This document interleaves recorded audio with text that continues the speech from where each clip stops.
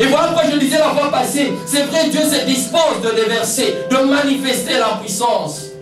Mais le problème, c'est que nos vases, on devait vraiment les entretenir.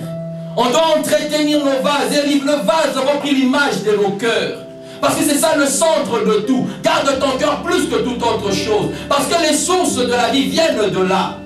Si nous savons bien entretenir nos cœurs, Église des dieux, c'est alors que Dieu va trouver de quoi verser sa puissance.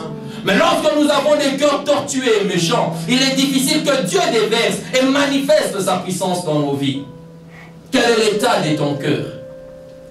Nous avons besoin que Dieu puisse utiliser nos cœurs. Et lorsque nous avons des vases purs, alors Dieu va nous donner aussi des missions spéciales. Vous savez, on ne donne pas à n'importe qui une mission spéciale. Alléluia. Il y a de ces personnes à qui l'on confie des missions très spéciales. Et ces personnes-là ont aussi des rémunérations très spéciales. Et dans Dieu, je vois des hommes, je vois des femmes, que l'Éternel aimerait accorder ces missions spéciales. Vous pensez que c'était pour venir manger les hamburgers que Dieu nous a enlevés de nos pays pour venir ici? Église de Dieu, il y a des missions spéciales que nous devons accomplir dans ces pays. Vous savez, vous pensez que c'est pour rien que nous sommes là. C'était pour que nous puissions, je ne sais pas moi, commencer aussi à faire passer devant la banque là, vous n'allez pas. J'ai fait passer ma carte. Comme il y a un pasteur qui m'a un peu fait sourire en disant dernièrement, ils sont allés quelque part, il est allé à Kinshasa. Et ce qui est sûr, vous savez, quand vous allez à Kinshasa chez nous au pays de foi, vous avez besoin avant de quitter, de laisser quelque chose à quelqu'un. Alors qu'ils étaient allés acheter certaines choses dans le store, dans le magasin, et à le store ou à son frère à Kinshasa. Et le store, je pense, ou à son frère. Et ils sont arrivés, et le frère attendait à ce que le pasteur puisse se faire sortir de l'argent dans sa poche pour pouvoir payer le produit. Mais ce qui s'est passé, c'est qu'il a vu seulement le pasteur faire passer la carte. Parce que lui, dans ses intentions, c'est que quand le pasteur va ouvrir le porte-monnaie, il peut jeter un coup d'œil, voir ce qu'il y a à l'intérieur. À sa grande surprise, il voit seulement quelqu'un faire passer la carte. Bon, il n'a même pas compris qu'est-ce qui s'est passé. Après, ils sont sortis et il pose la question, mais viens au foutit, pour dire que tu n'as pas payé. Mais alors que c'est un problème de système, il a fait passer la carte, alléluia. Et à qui, peut-être chez nous, dans nos pays, dans plusieurs de pays, peut-être qu'ils ne connaissent pas comment faire passer la carte. Mais si Dieu t'a permis de faire passer la carte, ce n'est qu'une grâce, alléluia. Alors tu dois comprendre que tu n'es pas ici, Église de Dieu, pour de petites choses. Tu es appelé ici pour atteindre le sommet de ce pays, Église de Dieu. Il y a quelqu'un, j'ai eu à entendre, il est ici présent, on a eu à te dire des choses. Par rapport à certaines autorités, par rapport à certains lieux, à certaines places de ces pays que tu dois affronter, certains grands de ces pays. Ne néglige pas cette prophétie-là. Elle me revient à cœur, la personne s'est reconnue.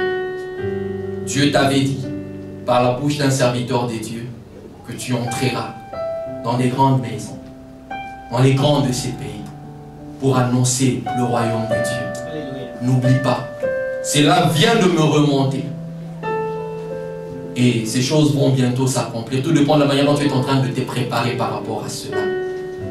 Avant que tu n'ailles voir Pharaon, le Seigneur te fait passer par une école pour que tu comprennes comment tu dois arriver, passer. On se voit qu'il avait permis que Moïse commence d'abord sa vie là-bas en tant que prince. Et en ressortant, pour qu'en revenant, il sait comment il va s'introduire. Alléluia. Voilà pourquoi c'est très important. Porte cela à cœur. Porte cela à cœur, ne néglige pas. Et nous avons dit, Église de Dieu, c'est un problème de vase. Et nous l'avions dit la fois passée. Nous avions donné 3 choses pour arriver à manifester la puissance de Dieu dans la faiblesse. Nous avons dit que la faiblesse est présentée sous certaines formes. Pour arriver à manifester cette puissance, il fallait commencer par manger l'agneau. Nous avons dit manger l'agneau dans son entièreté.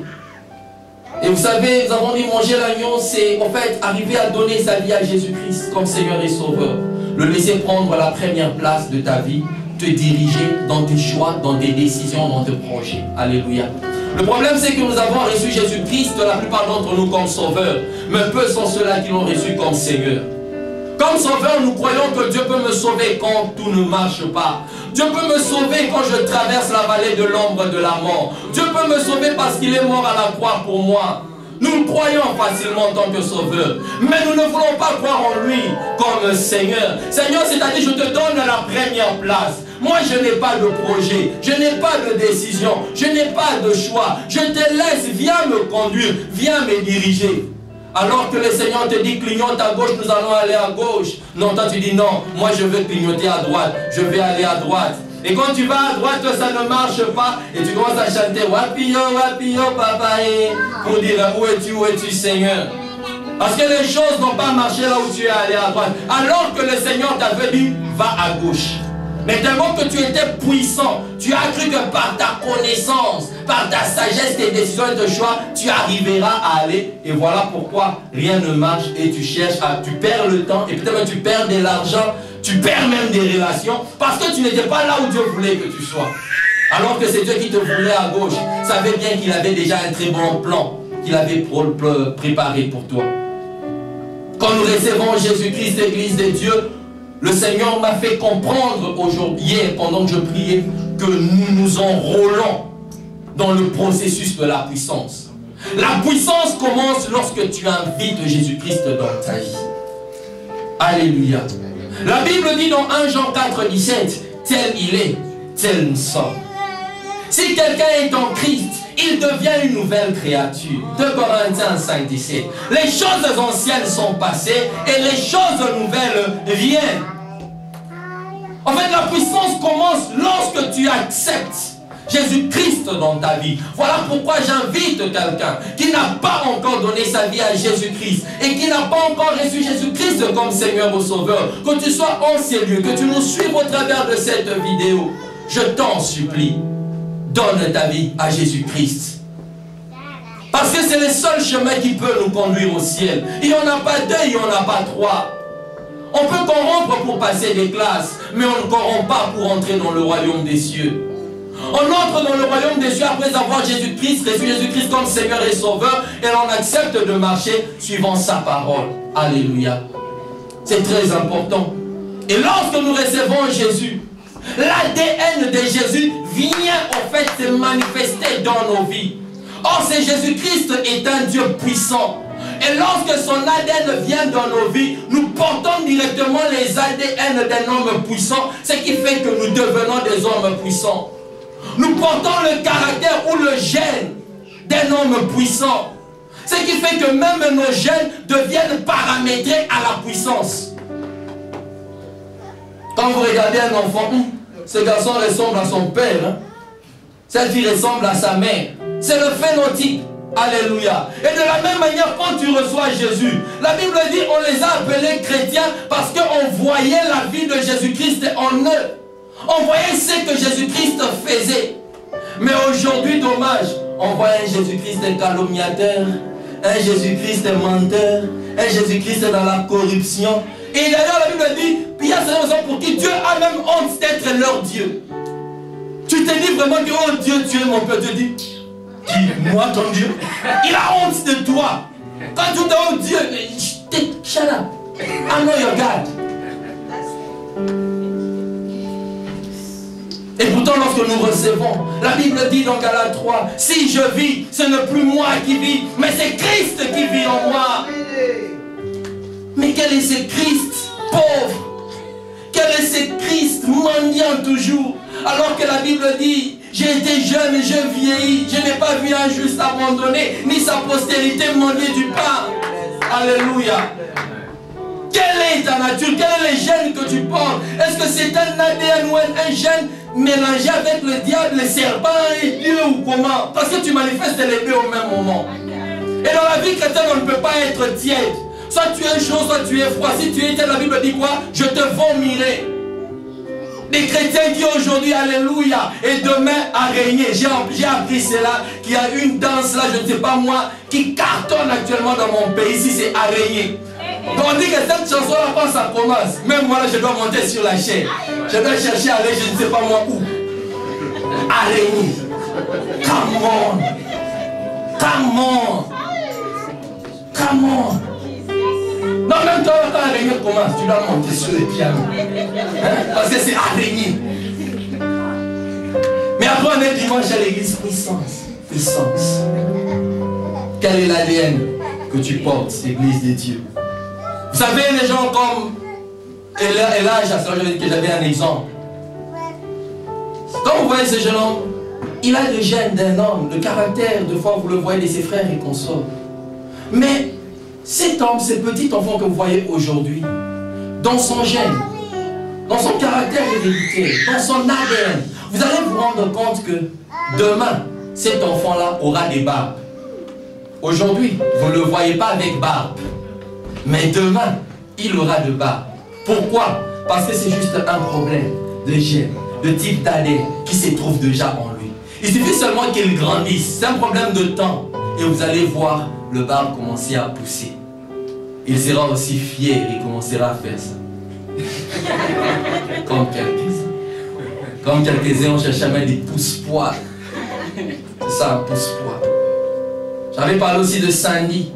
Aujourd'hui, là, elle a une torse plat. Aujourd'hui, on peut la laisser torse nue. Elle peut commencer à courir. Mais demain, ça sera deux petits tétons qui vont sortir. Et les frères commenceront aussi à regarder. Mais c'était un petit, une petite plutôt. Mais c'est juste un problème de temps. Problème de temps. Elle a ça en elle. Vous allez voir demain, ces parties vont devoir se développer. Une très belle fille. Alléluia.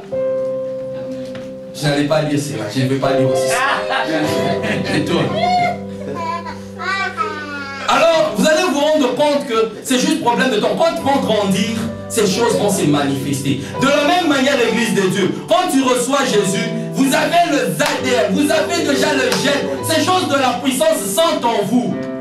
Mais vous devez grandir. C'est en grandissant, Église de Dieu, que nous allons devoir manifester cette puissance. Et la deuxième de chose, nous avons parlé du renoncement, du brisement. Quand tu passes par le brisement et le renoncement, ces choses permettent en fait à cette puissance qui est en toi de pouvoir seulement se manifester. Le renoncement, c'est dire non à tout ce qui te met en contradiction avec la volonté et la pensée de Dieu. C'est la part de ta propre volonté. Quand je dis propre volonté, c'est-à-dire tu veux te mettre en accord avec Dieu, en harmonie avec Dieu. Il y a des choses que tu dois laisser.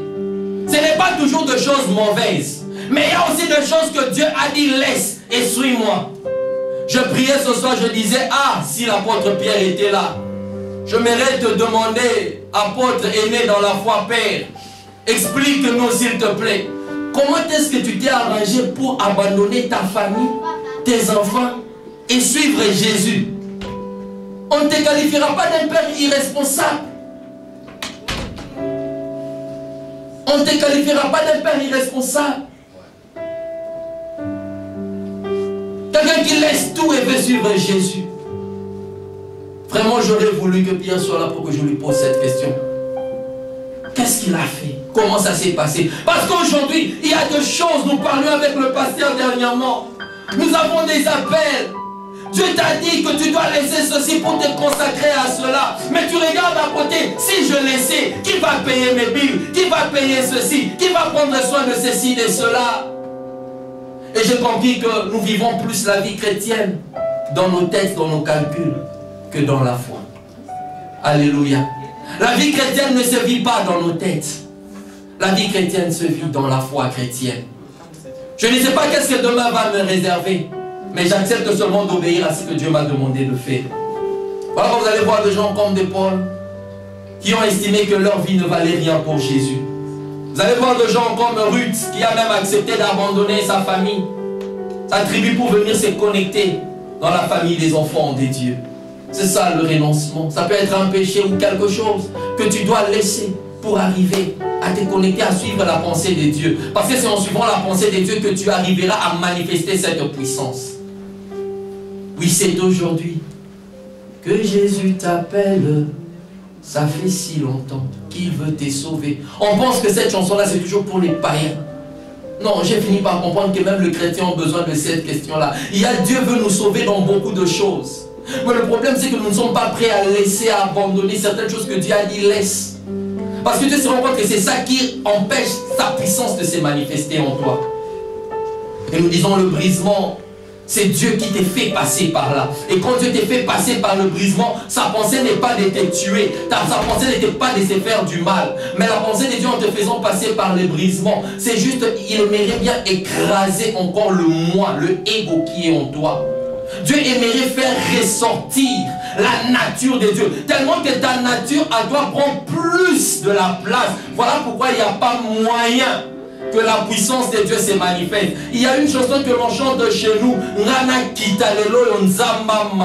que je m'abaisse et que Dieu monte. Le problème c'est que nous montons tellement beaucoup à telle enseigne que Dieu est aussi trop bas. Voilà comme nous n'arrivons pas à manifester la puissance. Mais le jour où nous apprendrons, nous allons apprendre à nous abaisser, à faire des priorités de Dieu nos priorités, à faire du fardeau de Dieu nos fardeaux. C'est en ce moment-là que nous nous mettrons sur le chemin de la puissance. Dieu veut manifester réellement sa nature en nous. Mais le vrai problème, Église de Dieu, c'est qu'il y a un moi, il y a un peu le sens de nous. La chair domine encore. Est-ce qu'on ne peut pas arriver à écraser nos chairs? Écrasons nos chairs, Église de Dieu. La Bible dit que réellement la chair et l'esprit sont en guerre permanente.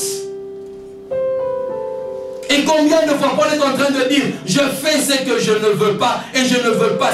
Le bien que je veux faire, je n'arrive pas à le faire. Mais le mal que je n'ai pas envie de faire, je le fais facilement. C'est la puissance du péché qui habite en moi, il dit. Et il voulait que Dieu arrive à écarter, à tuer cette puissance du mal.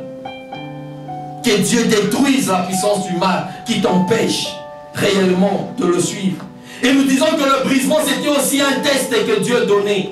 Un test pour voir combien tu étais fidèle de t'attacher à lui. Un test pour voir combien tu pouvais l'aimer. Voilà quand vous allez voir quelqu'un comme Job est passé par un test, Église de Dieu, de fidélité. Dieu peut utiliser la nature, Dieu peut utiliser le diable, Dieu peut utiliser les hommes, il peut utiliser lui-même pour briser. Pour Job, il a utilisé la nature. La nature a tout détruit dans la vie de Job. Il a utilisé le diable pour briser Job. Mais par le test, Job s'est vu fidèle jusqu'à la fin. Il a dit seulement mon Rédempteur s'élèvera, le dernier. Alléluia. Il a été brisé, mais regardez, pour quelqu'un qui a eu à accepter le brisement de Dieu, comment est-ce que Dieu l'a béni? Il a eu réellement le double de tout ce qu'il avait perdu. Et parmi ses enfants, la Bible dit qu'il n'y a aucun enfant dans la ville qui était plus supérieur aux enfants de Job.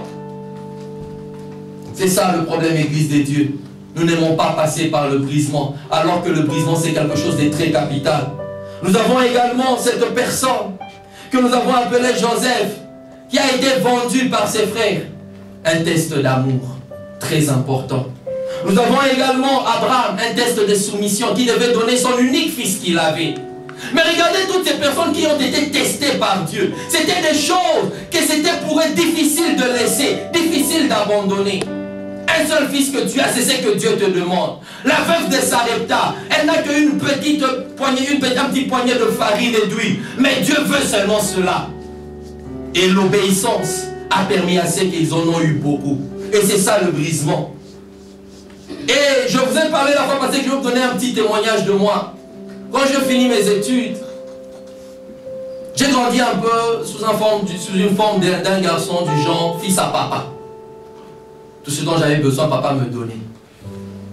Je n'ai pas connu la souffrance en grandissant. Non. Oh non, on a chassé les Minerva, ils n'ont pas mangé. Non, non. Moi, je ne connais pas la souffrance, ça je dois vous dire vrai. À l'âge de 17 ans, je connaissais conduire. Je conduisais, je staffais, comme on le dit, gorgé et consort. Mais quand je finis mes études, je croyais beaucoup, je pensais beaucoup que mon père qui était directeur à la SNEL, j'ai été étonné d'entendre que le frère juif, connaissait bien mon père. J'étais vraiment surpris.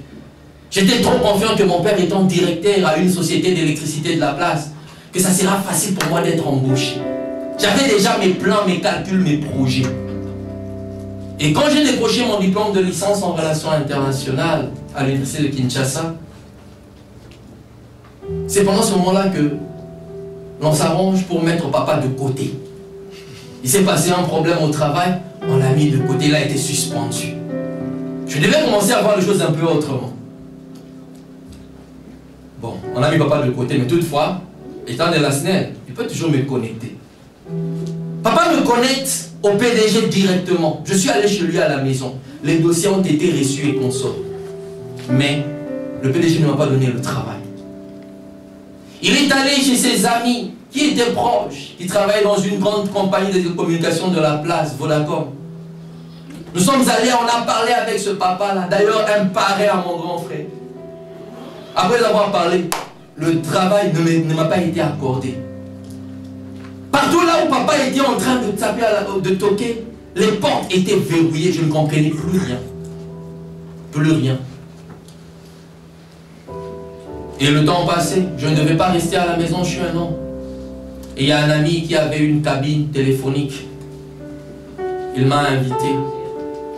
Après avoir suivi un enseignement sur casser la pierre, couper Talibanga dans une réunion des grands jeunes donnée par l'apôtre Mbaka, qui est le visionnaire de cette grande église, Emmanuel le Chaman, dont nous sommes une extension. J'ai entendu ces messages, ça a bouleversé ma façon de voir les choses et je me suis dit, bon, ok, je veux devoir commencer avec le peu que j'ai. J'avais un 100, 150 $, je me suis dit, bon, j'investis cela dans la cabine téléphonique. Et j'ai commencé à vendre des cartes téléphoniques et à faire des appels. Avec un frère, on travaillait ensemble, le frère Jérémy. Qu'elle me manque beaucoup, tous ses frères, ses compagnons dans la foi. C'était une cabine en tôle, je crois de 2 mètres, hein, 2 mètres carrés. C'était vraiment petit. Hein. Et quand il faisait chaud, je devenais rouge ou noir. C'est l'un de nous. Et c'était difficile pour moi d'accepter de passer par ce moment-là. Je me disais, moi, l'essentiel, en relation internationale, en train de vendre des cartes téléphoniques, appel cellulaire. Ah non, ça c'est pas ma nature, c'est pas mon genre. Mais vous savez, lorsque vous portez les gènes ou les ADN d'un homme puissant, certaines personnes vous verront dans ces endroits-là et vous diront que non, ce n'est pas ta place. Et plusieurs de ceux qui venaient, ils peuvent me trouver seul, je suis assis. Ils me disent, nous cherchons le garçon qui fait faire des appels. Je dis, mais je suis là, c'est moi. Oh, non, c'est pas toi, tu blagues, ce n'est pas toi, c'est quelqu'un d'autre. Je dis, mais non, c'est moi, pourquoi? Parce que je venais vraiment bien sapé, bien enfoncé de foi, cravate, pour prendre au sérieux le petit commencement. Et c'était comme ça, je venais assis. Et c'était de la honte à un certain moment.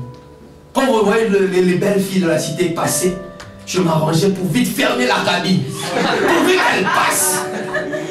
Quand elle passe, alors quand je vois qu'elles sont passées, alors je ouvre la cabine. C'était des moments difficiles. Je n'arrivais pas à accepter cette humiliation, cette honte. Mais c'était le chemin par lequel Dieu était en train de me faire passer. Et jusqu'à ce qu'un jour, c'est là où Dieu a commencé à travailler avec moi beaucoup. C'était une cabine téléphonique, mais à la longue, c'est devenu un centre d'affermissement. Je commençais à affermir de gens qui venaient. Quand il faut vendre des cas, je vends des cas. Quand il faut affermir. Et ce qui était bizarre, c'était souvent le samedi, le jour où la clientèle est intense. Le vendredi vers la soirée, la clientèle est intense. Mais c'est pendant ce jour-là, j'avais aussi prière à 17 h. Alors j'avais le choix d'aller à la prière ou de pouvoir rester vendre dans la cabine.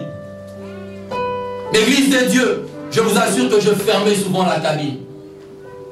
Je ne me tenais pas compte d'argent. Mais je me disais non, Dieu d'abord, l'argent après. Je fermais ma cabine, comme quelques-uns aussi ferment leur salon. Le samedi, c'est le jour où il y a beaucoup de clients. Mais combien sont prêts à fermer leur salon? C'est le jour de busy day, le business, c'est ce jour-là. Mais c'est aussi pendant ce moment-là que je devais fermer la cabine pour pouvoir servir le Seigneur. Mais la Bible dit, j'étais jeune, c'est vrai, je n'ai jamais vu un juste abandonné. Et c'est dans cette cabine-là où nous avions été humiliés. C'est dans cette cabine-là où nous avions fait nos calculs pensant que la vie allait être autrement. Mais Dieu nous a emmenés par la cabine. Mais je vous informe que c'est par la cabine que je me retrouve ici aux États-Unis. Vous n'allez pas comprendre. Un jour, j'étais en train toujours là à mon poste. Et tellement que ça devenait compliqué, des prophéties tombaient à gauche, à droite. Dieu va t'emmener dans un pays loin pour annoncer l'évangile. Des prophéties de vision et consorts. À un certain moment, je me suis dit, mais Dieu, j'ai beaucoup entendu, maintenant je veux voir ces prophéties. C'est réalisé. Et c'est qu'est sur l'Église de Dieu. C'est un jour, alors que j'étais là, un frère qui passait, qui m'a dit, non, frère Wesley, donne-moi, laisse-moi, je vais te prendre juste une photo. Pourquoi? Non, laisse-moi seulement te prendre une photo. Il ne voulait pas me dire, c'est un ami. Il a pris ma photo, il a joué pour moi ces jeux, la DV Loterie. Moi, je ne connaissais même pas que ça existait. Je ne connaissais pas. Je suis arrivé ici aux États-Unis en 2010, en novembre. Je ne connaissais pas que ça existait. Mais lui, il avait joué maintes fois, mais il avait déjà échoué. Mais Dieu s'est servi seulement de lui pour me prendre une photo. Et il est allé travailler. Et c'est ce qui fait qu'aujourd'hui, je me retrouve aux États-Unis. Mais ce qui est sûr, Dieu avait parlé, avait prophétisé. Mais la DV n'a été qu'un moyen par lequel il voulait que je vienne. Il ne voulait pas que je vienne par de moyens bizarres comme quelques-uns. Il faut jeter les ngunda, comme on le dit, de faux mariage, de ceci, de cela. Non, Église de Dieu, ne perds jamais ton éternité à cause de certaines choses passagères. Alléluia. Alléluia. Église de Dieu, j'avais des programmes, mais le Seigneur a permis que je passe par cette cabine que je finis par intituler à la fin tremplin divin. Je l'ai appelé tremplin divin, pourquoi? Parce que ceux-là qui vont nager savent souvent que quand tu veux te jeter dans l'eau, tu viens, tu bondis dans le tremplin. Quand tu bondis sur le tremplin te ramène un peu vers le bas. Et après, ça te projette. Et pour moi, la cabine, c'était un lieu qui m'avait un peu, je peux dire, emmené vers le bas. Et après quoi? Ça m'a projeté. Et ça m'a projeté pas seulement parce que je suis aux États-Unis, mais j'ai vu combien Dieu a fait des grandes choses dans ma vie, au travers de cette cabine, mais aussi en arrivant ici, dans ce pays. Mais c'était un temps de brisement. Je ne pouvais pas accepter cette honte, cette humiliation-là. Mais c'était pourtant un chemin par lequel je devais passer pour que Dieu manifeste sa gloire.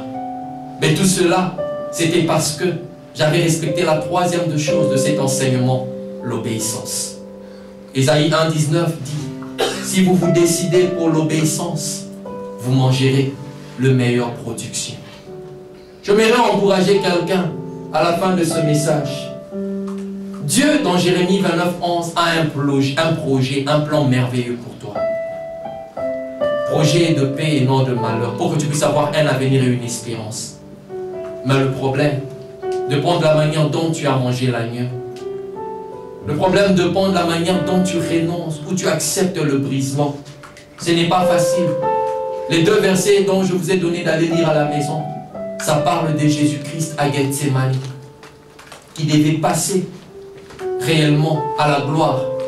Mais avant la gloire, Église de Dieu, il devait passer par Gethsémani, où il a traversé des moments de tristesse, des moments d'angoisse, des moments où il devait seulement accomplir la volonté de Dieu.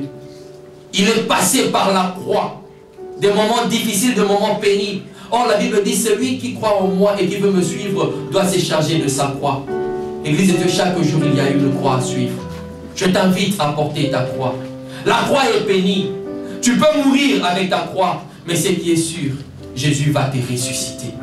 Jésus va te ressusciter. Même si tu traverses le feu ne te consumera pas, Église de Dieu. Le feu ne va pas te consumer. Le feu va seulement traiter ton caractère, traiter réellement ta personne pour que tu arrives à mieux manifester. Voilà pourquoi ceux-là qui ont manifesté, qui ont vécu la Pentecôte, ont vu aussi réellement Gethsémani, ont vu aussi la croix. Ce n'est pas pour rien que ces gens ont vu. Voilà pourquoi Paul, le verset dont nous venons de lire, les gens étaient en train de prier et le prophète Agabus est en train de dire, ainsi dit l'Éternel. Il prend la ceinture d'épaule, il s'élie les mains, il s'élie le pied. Et il dit ceci, la personne à qui appartient cette ceinture sera liée aux mains et aux pieds. Et on va l'enchaîner et il va aller mourir à Jérusalem. Et quand vous lisez le verset qui est précédent de cela, c'est-à-dire Actes 20, 22 à 24, vous allez voir que Paul est en train de dire, pour lui, la mort, c'est un gain. Il est prêt à aller et même mourir pour le Seigneur. Voilà pourquoi je voudrais seulement te dire une chose, l'obéissance. C'est facile d'obéir quand tu penses que ça te plaît. Mais quand ça ne te plaît pas, c'est difficile d'obéir. Mais Dieu veut que nous apprenions à obéir, même lorsque ça ne nous plaît pas. Quand ça ne te plaît pas, apprends à obéir. Et c'est à partir de ces moments-là que la puissance de Dieu va devoir se manifester dans ta vie. Nous voulons passer à la Sainte Seine. Mais j'aimerais qu'on prenne cette Sainte Seine. La Bible nous montre même que la nuit où Jésus-Christ fut livré, il a pris le pain, il a brisé cela et il a donné aux disciples un pain qui était brisé. C'est pour dire que tel qu'il est, tel nous sommes. Si nous voulons vivre à la puissance, acceptons de traverser les moments difficiles que Jésus a traversés, mais aussi acceptons de traverser les moments de joie que Jésus a traversés. Ne prenons pas seulement les choses qui nous font plaisir, mais quand les choses deviennent compliquées et difficiles, acceptons cela. Parce que le problème avec l'Église de Dieu aujourd'hui, nous voulons la puissance, mais il y a beaucoup de choses que Dieu nous a dites. Laisse, abandonne, renonce, accepte de passer par le brisement, mais nous ne voulons pas, nous nous entêtons. C'est ce qui retarde la puissance. Et Dieu m'a dit aujourd'hui, à 4 heures, ma puissance ne se manifeste pas facilement parce que vous estimez vos vies trop précieuses par rapport à ma mission. Si nous apprenons à comprendre que nos vies ne sont rien devant Dieu, alors nous manifesterons cette puissance. Que Dieu nous aide et nous accorde sa faveur.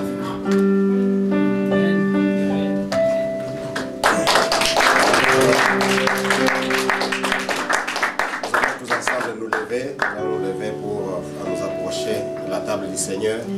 Bien aimé, nous avons vraiment suivi ces messages. La puissance de Dieu se manifeste dans la faiblesse. Je vais dire ceci, il y a plusieurs d'entre nous attendent, comme l'évangile venait de terminer, ce message. D'ailleurs, la manière dont il a terminé le message en parlant de la mort et de la résurrection, ce sera ça le principal message du dimanche prochain. Alléluia. Où nous allons parler que même dans les tombeaux, Jésus est Seigneur. Alléluia. Jésus-Christ peut utiliser toutes choses pour manifester sa puissance. Dieu peut utiliser Satan pour manifester sa puissance, mais le dimanche prochain, nous comprendrons que Dieu n'a pas seulement besoin du bâton de Moïse pour manifester sa puissance. Dieu aussi a besoin d'utiliser un cadavre pour manifester sa puissance. Si aujourd'hui je vous disais d'aller au cimetière, vous direz que c'est le début de la magie. Alléluia. Mais loin de là, Dieu est supérieur que la magie. Alléluia. La magie ne représente rien devant Dieu. Dieu peut utiliser même un cadavre pour manifester sa puissance. Disons merci au Seigneur pour sa parole. Avant que nous puissions nous approcher de la table du Seigneur, j'aimerais que tu saches une chose. La Bible dit dans Hébreu que le sang de Jésus parle mieux que tout autre sang.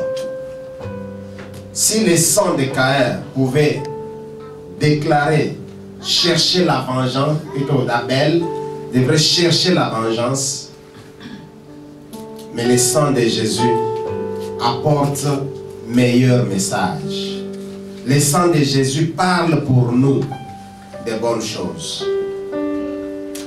Aujourd'hui, j'aimerais seulement que tu dises, Seigneur, par rapport à ma situation que tu connais, que le sang de Jésus parle pour moi. Alléluia.